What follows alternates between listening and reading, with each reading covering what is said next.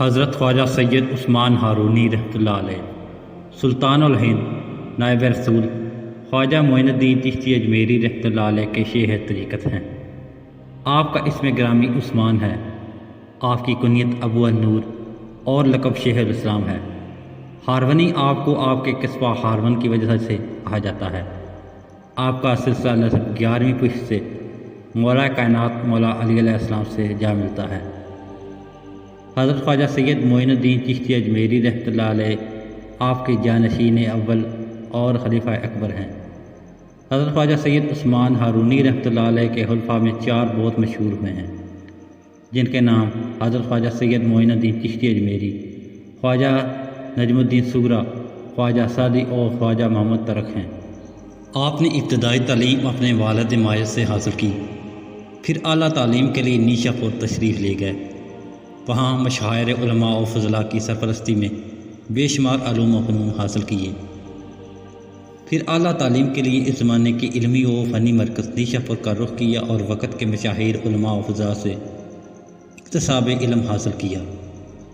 علوم ظاہری کی تکمیل کے بعد حصول علم باطن کے لیے شیخ طریقت کی تلاش و جستجو میں نکل پڑے اور بہت سارے مقامات کی سیر و سیاحت کی۔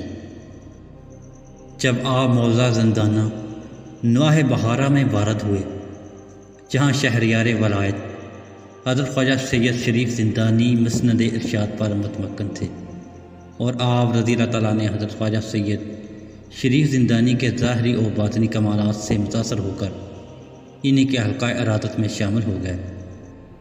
مرید کرنے کے بعد پیر و مرشد نے کچھ نصیحتیں فرمائیں، پھر 3 سال تک مجاہدے میں بٹھا دیا۔ آپ کوشاں نشیں ہو کر 3 سال تک ذکر لا الہ الا اللہ میں مشغول رہے۔ پھر حضرت پیر و مرشد نے آپ کو حرقہ خلافت پہنایا۔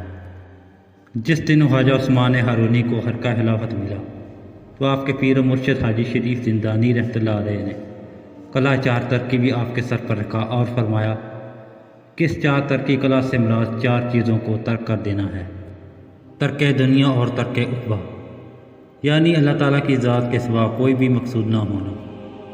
ترک کھانا پینا، اس سے مراد کم کھانا اور کم سونا ہے۔ ترک خواہش نفس، یعنی جو کچھ نفس کہے اس کے خلاف کیا جائے۔ حضرت خواجہ عثمان ہارونی رحمۃ اللہ علیہ کے ارشادات و تعلیمات نے رشد و ہدایت کا اہم فریضہ انجام دیا۔ آپ کے ملفوظات کا مجموعہ انیس الارواح ہے، جسے آپ کے مرید سلطان الہند خواجہ معین الدین چشتی اجمیری رحمۃ اللہ علیہ نے جمع کیا ہے۔ حضرت خواجہ عثمان ہارونی رحمۃ اللہ علیہ کی وفات 617 ہجری کو مکہ مکرمہ میں ہوئی، جہاں جنت المعلیٰ کے قریب آپ کو دفن کیا گیا۔